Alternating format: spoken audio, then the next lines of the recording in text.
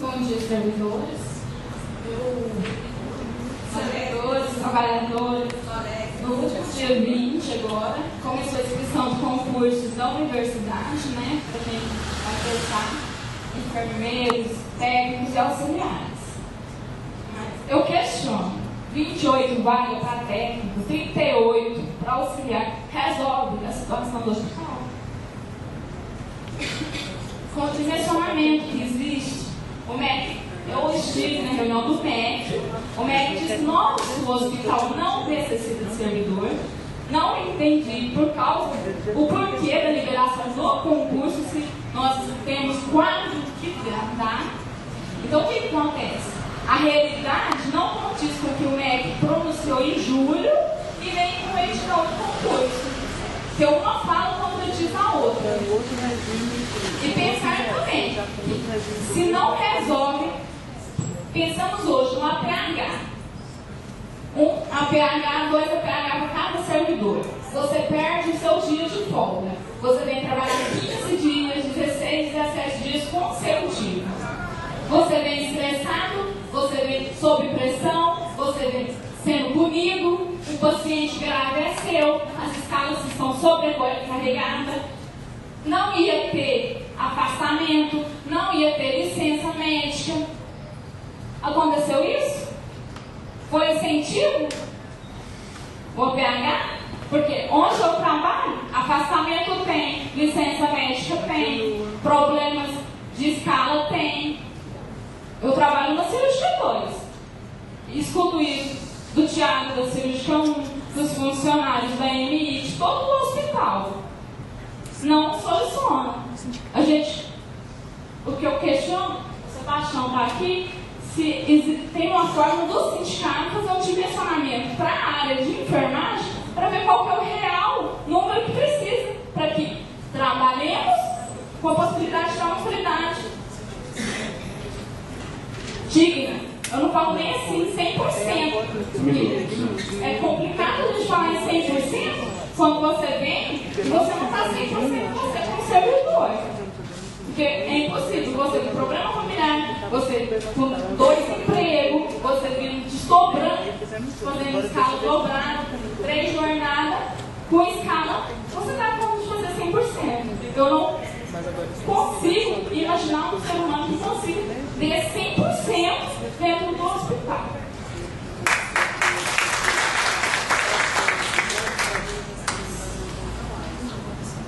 Pessoal, então eu agradeço as intervenções que nós tivemos e quero complementar rapidamente aqui alguns esclarecimentos que foram solicitados ao sindicato, também à mesa, e fazer a memória rápida aqui do balanço que o pessoal fez para a gente poder proceder no encaminhamento.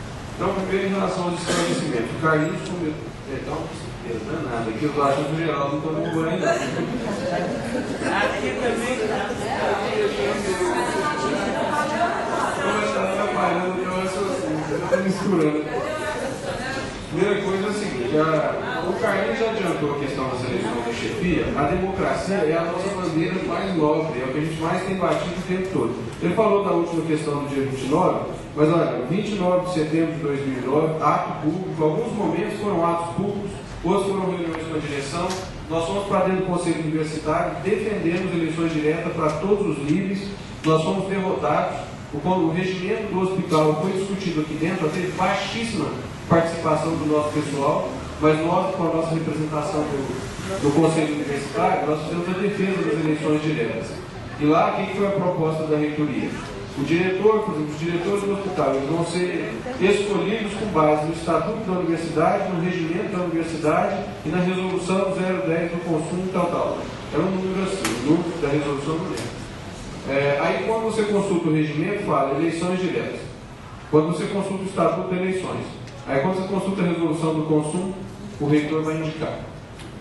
Então, quer dizer, como a resolução veio depois, hierarquicamente, eu não sou advogado, mas uma resolução não poderia sobrepor ao Estatuto. Mas foi isso que foi aprovado. E agora, por último, o regimento que foi aprovado para o hospital, certo? Ele ainda coloca o seguinte: todo aquele outro organograma de direção é definido a partir do diretor. Então, quer dizer, o reitor escolhe o diretor e o diretor escolhe como os outros vão ser escolhidos. Se isso é o que está valendo agora no nosso regimento. Esse regimento que muita gente está ajudando a discutir a forma, a composição do Conselho Administrativo, o Conselho Administrativo vai ser o órgão gestor desse regimento. Então ficou uma estrutura muito autoritária e muito ruim. Mas nós continuamos cobrando, sobretudo porque isso é compromisso. Né? Então, nós temos que lutar por isso. A outra questão é em relação, por exemplo, às escalas e o processo da ontologia. Nós não é que nós escolhemos alguns setores, tá? Esses são os que nós tivemos já documento entregue por escrito pelos trabalhadores. Em todos os lugares a gente citou como exemplos, mas nos momentos que a gente teve com a imprensa e com as autoridades, a gente sempre tem colocado que isso é extensivo a todos os nossos setores. Depois, o outro esclarecimento com relação aos cortes de plantões, houve uma dúvida nas falas aí, uma confusão. Nós estamos perdendo pessoas, estão cortando profissionais, estão sendo demitidos e aposentando, estão saindo, como tem cortado plantões dos profissionais. São duas coisas distintas, mas na prática, para quem está na assistência, acontece a mesma coisa. Um outro esclarecimento que o Wesley, que é nosso coordenador de comunicação, lembrou, né, para as pessoas terem também aqui algumas informações, vocês abrirem o site do Sintete, naquela parte dos vídeos, tem uma série de vídeos que documentam as nossas discussões, as nossas reuniões com a administração, na íntegra. Então lá dá para vocês verem a posição de cada um, o que colocou, o que propôs, o que defendeu. Isso é muito importante que vocês observem, só não dá para abrir aqui, porque aqui não abre o tal do YouTube. Né? Depois do esclarecimento da colega lá no fundo, a questão da contagem do dimensionamento. O método do dimensionamento, ele tem que contar somente os trabalhadores que estão na assistência. Hoje não é verdade que o hospital de clínicas tem um dimensionamento pronto. Toda vez que a direção fala isso, ela está mentindo. Toda vez que o Tribunal de Contas fala isso, ele está mentindo. Sabe por quê? Porque o método de dimensionamento, além de tudo, ele tem que ser validado com as entidades de classe. Então o sindicato tem que participar da discussão, ou o COREM tem que participar da discussão, e não tem histórico dessa construção dentro do hospital de clínicas. Aí o que eles fazem? Eles quantificam todos os cargos. Então todo mundo que é técnico de enfermagem é contratado com técnico. Todo mundo que é enfermeiro é contratado com enfermeiro. Mas aí você vai ver, nem todas essas pessoas estão na assistência. Aí isso vale para as outras categorias também.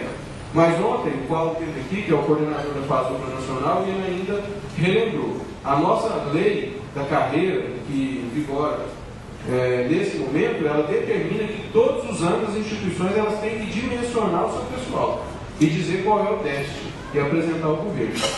Então essa que é a nossa grande bronca com a administração também. Eles têm que apresentar para a administração federal o nosso teste, porque se eles não reconhecerem e sustentar isso, se eles não disserem, olha, são só essas pessoas que fazem assistência, o médico nunca vai liberar concurso para cá, né? E nem mesmo o Ministério Público vai liberar a FAEP para contratar.